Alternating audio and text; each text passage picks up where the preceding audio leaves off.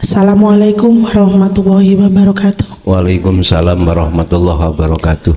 Kula badhe tanglet, Gus. Kula nate semerap enten sing cerita tentang napa? Kelahiran kembali niku napa, Gus? Namine, Gus? Reinkarnasi nggih. Dalam hakikatnya niku ya napa? Reinkarnasi niku dalam Islam. Mboten mawon matur suwun. Assalamualaikum warahmatullahi wabarakatuh. Waalaikumsalam warahmatullahi wabarakatuh. Wa min waraihim barzakhun ila yaumi yub'atsun. Surat napa nika? Ngeten. Di belakangmu itu ada satu masa di mana kau akan dibangkitkan. Nek basa syariat, wong iku nek wis mati, nanti kalau sudah datangnya hari kiamat, kau akan dibangkitkan. Itu keterangan di Al-Quran di jalur syariat. Berarti besok kalau dunianya ini sudah tidak ada, sudah mengalami satu yaumis sa'ah, hari kiamat syariat. Bagaimana ayat ini bila mana kita tinjau dari sisi hakikat? Di situ ada satu kalimah yang berbunyi barzakhun. Cara orang syariat kita mengenal alam barzah.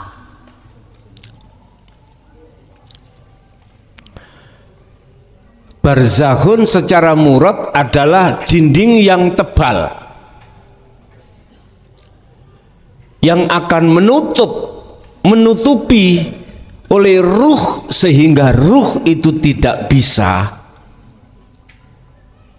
ke dunia, ruh itu tidak bisa ke akhirat manakala ila yaumi yub'atsun, datangnya hari kiamat atau hari kebangkitan. Bapak Ibu, antara dunia dengan akhirat ini ada dinding tebal banget. Dinding ini tidak akan berlaku bagi mereka yang sudah dirobohkan, dan dinding ini akan berlaku sampai kapanpun bagi mereka yang masih kategori sebagai ahli hijab. Ini dinding. Ternyata kebangkitan itu terjadi tidak menunggu hari kiamat yang telah difahami di dalam sisi syariat. Tidak.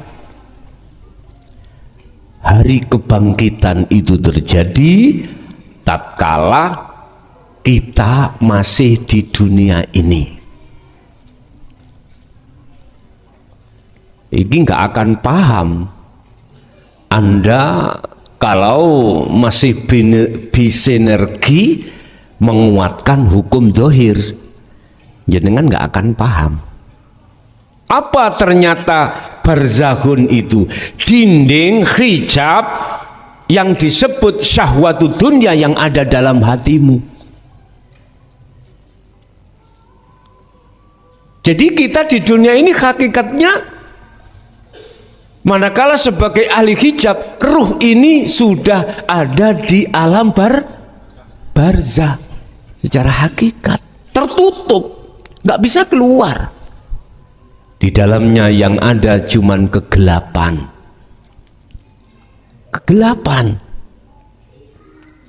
Sehingga ketika saat Allah menghadapkan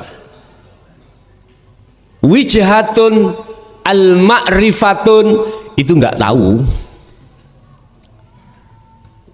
Kondisi apapun nggak bisa. Hati itu ada makrifat nang Allah ora bisa karena ada dinding.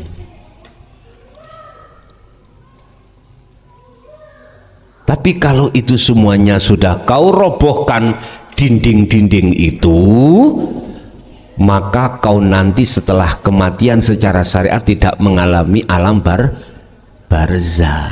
Kalbarki kata Rasulullah, kui langsung bali laksana kados kilat menuju dan bertemu pada Allah. Sayakuluna podo dawuh sopo alladzina para malaikat dawuh qalu podo dawuh sopo malak rupane dawuh udhulu do mlebu sira kabeh do masuk sira kabeh bisalamin aminin tanpa ada duri yang merintangimu, aman. Wis gak ono cara apa namanya pitakon aneh-aneh wong hisab ae enggak kok. Pitakon jarine makalahai sinten jenenge Mbah Husen, ada orang laki-laki punya istri 3. Orangnya kecil punya istri 3.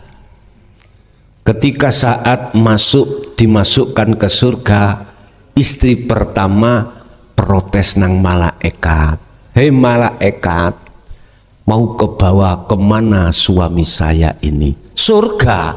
Jawabnya malah, engkau dhisik kula sak joge sak suwene ning donya digawe lara ati terus ditinggali terus nang mbok nom terus mbok sing nom maneh lara atiku aku gak rido ngono iki sing istri pertama. Oh ngono ah ya wis akhirnya wong lanang iki mau gak sida mlebu surga. Bojo sing mbawek jawab, aku gak rido kudu sampean cemplung neraka koyok panas nalikane atiku ana donya. Mbok arepe digonang neraka, istri kedua dan ketiga nyegat. Sik kat. Iki apa masalahe? Diceritakno ambek malaikat mang sesuai dengan ceritane mbok wek. Sik malaikat istri kedua dan ketiga dawuh kula senajano gak dibelanjani kula alhamdulillah matur suwun digarwa si fulan niki estu kula ridho. Sing nomor 3 ya ngono jawabe ngono. Maklum malaikat gak tahu ngerti rasane ngono. Dilokno ngono. Dilokno. Si malaikat dilokno. Akhirnya tukaran Pak Bu antarane mbok wek ambek mbok nom kedua dan ketiga.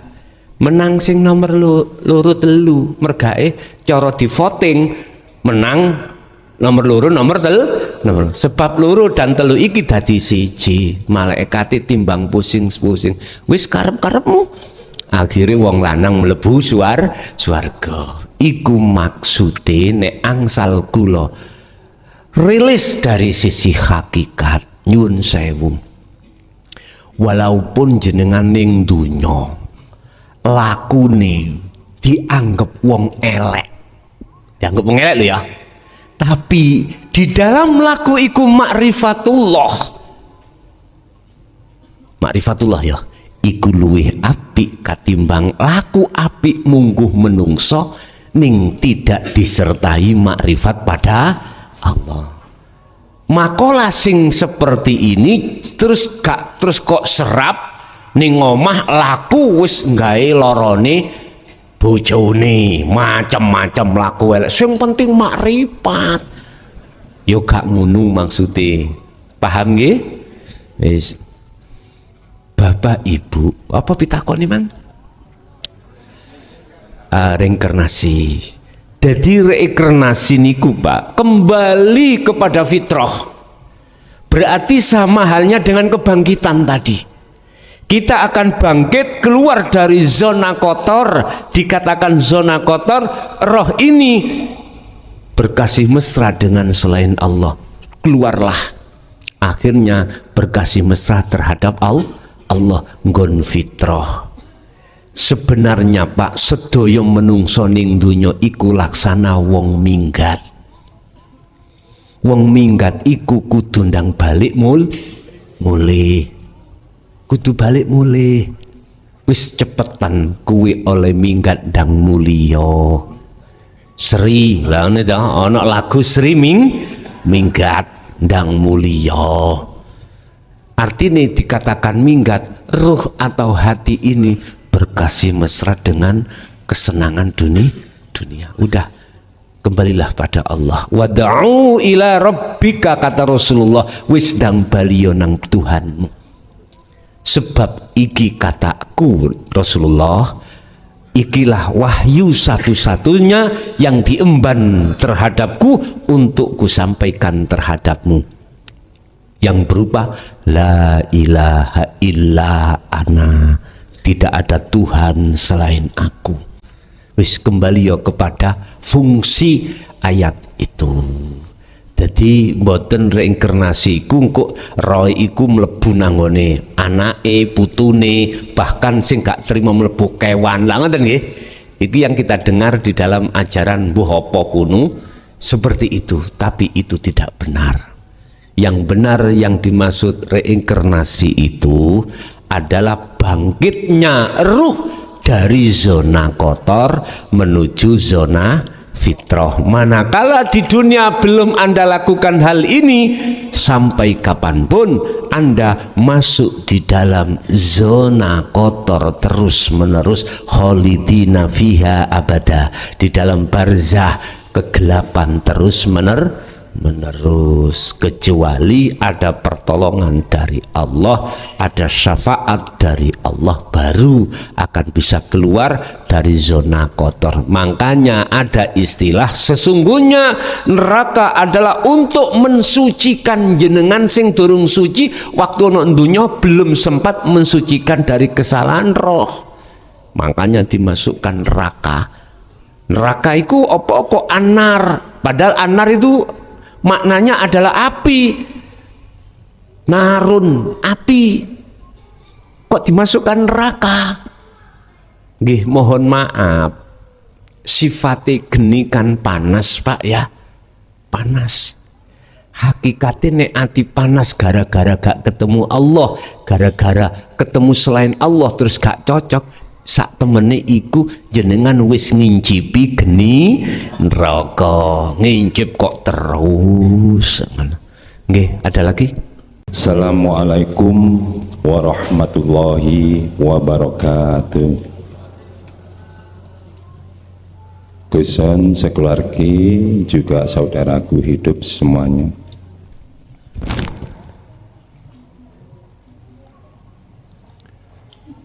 Yang saya mau tanyakan pada Guson adalah di mana dulur-dulur ini sudah ada pada kedalaman laut yang sangat dingin. Itu artinya ma'rifatullah dengan lemek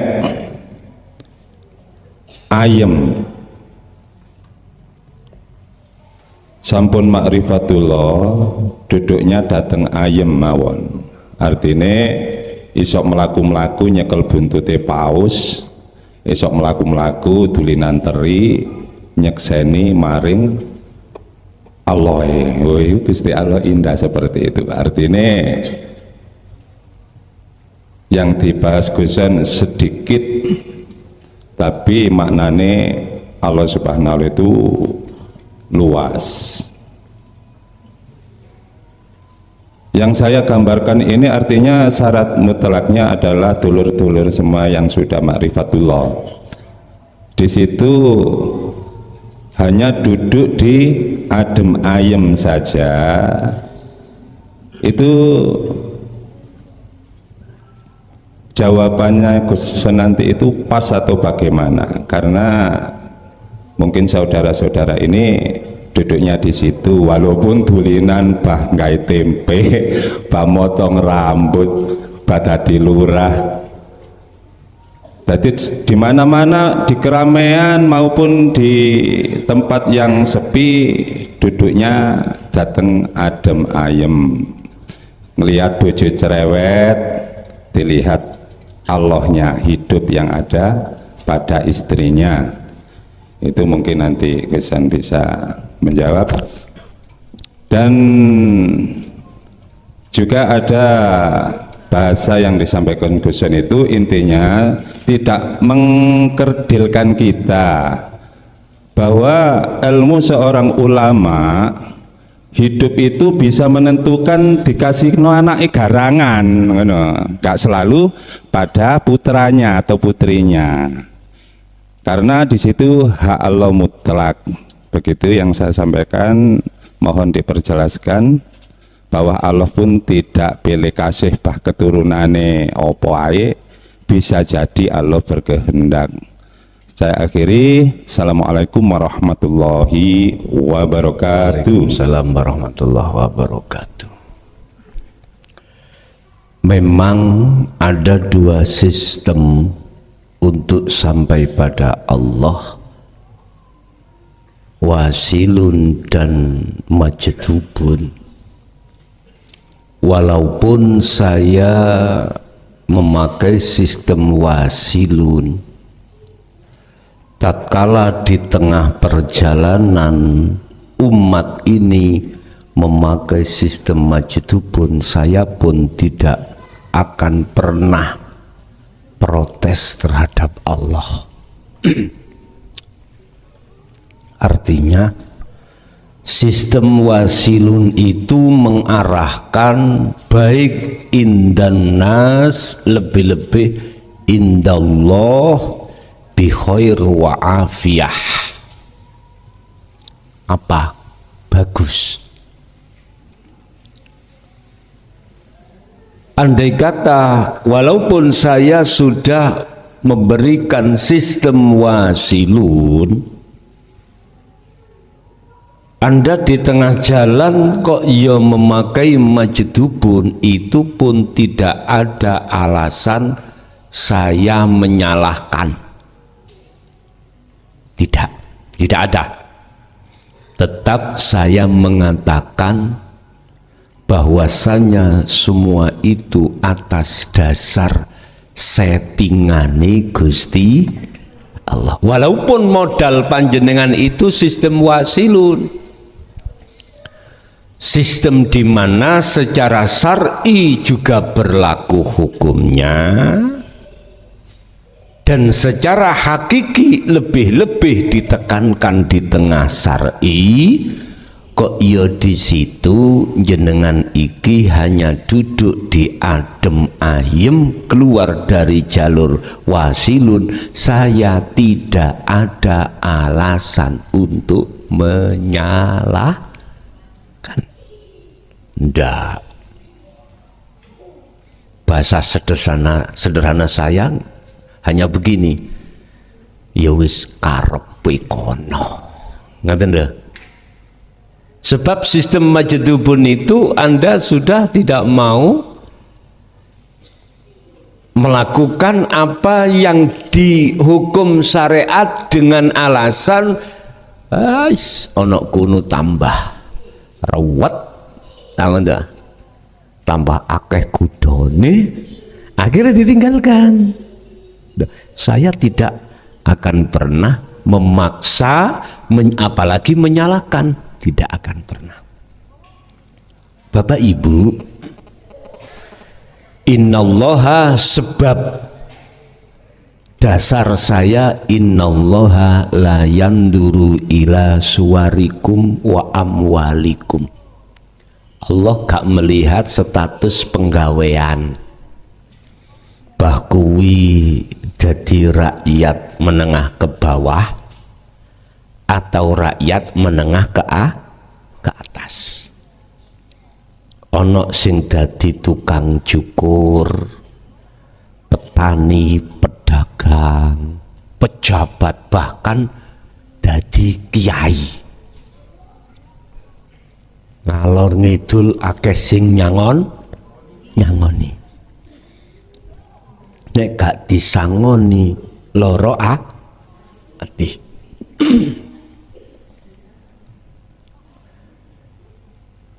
Mohon maaf.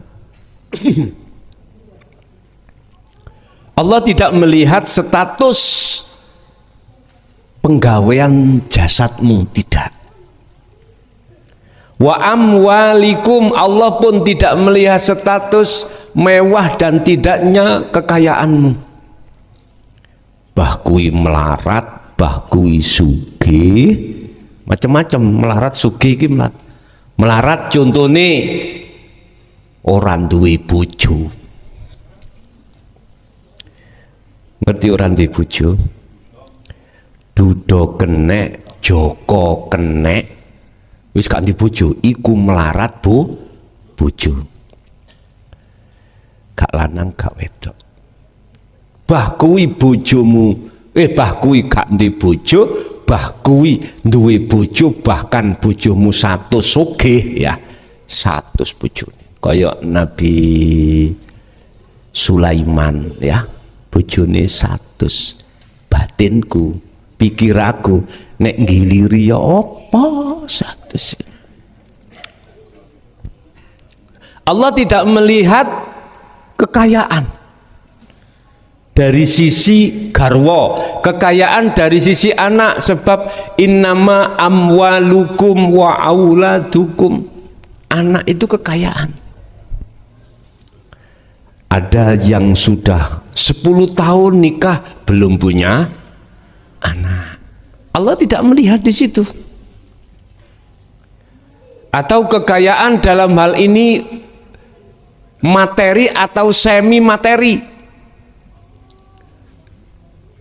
Semi materi jedegat diki duweni pangkat mulai dari ketua RT sampai presiden.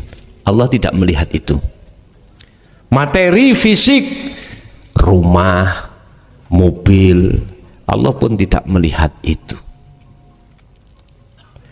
Walakin Allah yanduru fi qulubikum, tetapi Allah itu melihat posisi rohmu iku piye, hatimu piye. Pertanyaan di dalam apakah hati itu akan menyembah selain Allah ataukah menyembah pada Allah. Yang saya katakan menyembah pada Allah, hatimu makrifat pada Allah. Di situ Allah membiji, menilai terhadap hambanya dari arah situ. Terus Allah ndelok ben Jum'ah sampai ndeleh duit 100 juta neng masjid. Wah, 100 juta. Aku eling zamane ngaji cilikku biyen, malaikat ya engko nek arepe ngepuk godoh ditampani undi-undi sing kok kekno aku. Lah jarene ngono. Ya nek maduke ya an. Nek waktu ngkei undi-undi iku makrifat pada Allah. Apa mungkin malaikat gepuk? Yo gak iso. Apa kekuatannya malaikat nang Allah itu apa? Enggak bisa. Bapak Ibu, jadi silahkan ayem panjenengan iku di tempat mana sesuai dengan penggawean sampean, silakan. Umpama kula nemen oleh merangi ya, oleh berselisih. Umpama ya apa iki diomong apa gak? Jelas sangat kontradiksi dengan ajaran di syariat. Losa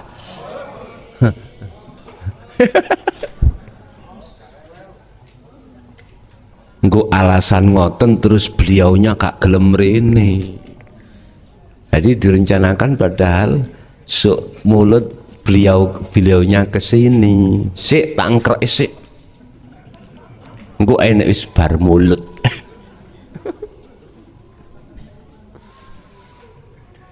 Ngene Pak. Wis aku tak cerita dasare ning hadis ada orang wanita nakal gara-gara memberikan minum anjing, semua dosanya diampuni.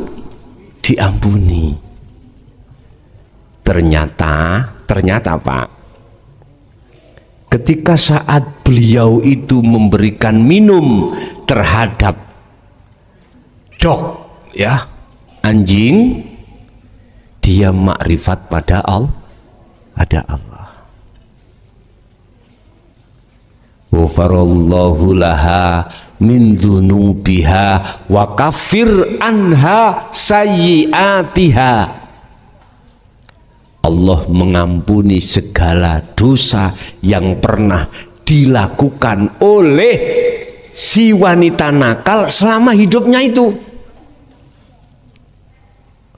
Wanita itu kalau kita mendengar cerita, mboten sedina wong lanang siji enggak. Iso-iso makan sehat. Pagi, siang, sore. Belum malame. Wong wanitane cantik lho Pak. Siapapun yang melihat pasti dia kesensem, ketarik. Bapak Ibu hadirin jamaah rahimakumullah, ternyata maksud hadis sejatine iku ing mungguh Gusti Allah ketika dia meminumkan air terhadap anjing, posisi hatinya makrifat pada Allah. Wis dadi kesimpulannya, silakan sesuai poksi sampean secara fisik, tapi hati lungguh ayem ning kono boten napa-napa. Jangan sampean ikut terbawa opini atau makalah yang menyebutkan titik dua, orang kalau sudah belajar ilmu hakikat dan berlaku uzlah harus ke Arab duwe. Tinggalkan semuanya urusan dunia. Mereka memahami dari sisi fisik, harus ditinggalkan. Wis maklumono ae, mungkin ketika kiai ini ngaji durung tutup dhek wis ngantuk. Nggih Pak. Memang tarkud dunya wajibatun ala kulli muslimin wal muslimat solihin wasolihat. Wajib memangnya kalau hati ini sudah ke Allah, sudah belajar masuk di dalam jalur dinut tauhid dan melakukan uzlah khalwat menuju wusul nang Allah, dunia ini ditinggalkan. Tapi meninggalkannya itu adalah secara ruh, karena ruh dengan jasad fisik itu nggak ada hubungannya. Apa hubungannya minyak ambek banyu? Mboten enten. Gumbulo ning kok iso campur kayak minyak ambek air iki lho Bu. Digombulno tetap gak iso campur, tetap nggak bisa. Artinya ruh panjenengan harus tinggalkan selain Allah, yakfur bitaghut wastanibut taghut. Banyak ayat yang mengatakan tentang wajib ruh untuk tinggalkan selain Allah. Anibudullaha wastanibut taghut. Ruh wajib meninggalkan selain Allah. Wa yakfur bitaghut. Apa? Ruh harus mengingkari, meninggalkan selain Allah. Ruh, walaupun jasad ini berinteraksi terhadap duniawiyah, alasannya nggak ada hubungan antara ruh dengan jasad, nggak ada hubungan. Sebab tugasnya ruh hanya satu, terhadap Allah, makrifat. Kalau jasad macem-macem kewajibane, luwe yo mangan, ngelak yo ngombe, pengin tuku beda motor, terus ada uang yo beli. Jasad menakno jasad. Udan budal ngaji, gak duwe sepeda motor, tuku mobil, ngenakno jasad. Tapi ruh jangan pisan-pisan ikut di dalamnya. Ruh hanya satu, illa liya'budun, hanya makrifat pada Allah di situ. Lah bagaimana Amri enjoy, ayem, tenang? Ruh ini walaupun jasad statusnya menjadi tukang cukur, walaupun jasad statusnya serba kekurangan, ala inna awliya illah la khaufun alaihim walahum yahzanun.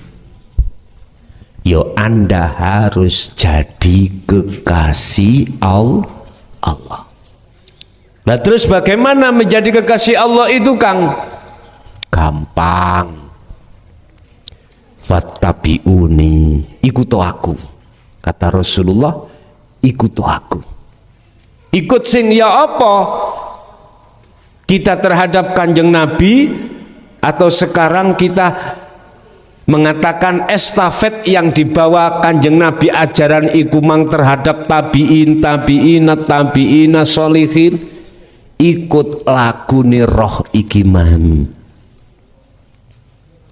Gampang ring kesini dadi kekasih Allah. Culno kekasih ning atimu sak liyane Allah, mek ikut tok. In kuntum tuhibbunallaha, apabila di dalam hatimu ada cinta selain Allah, lepasen, pegaten ning ati.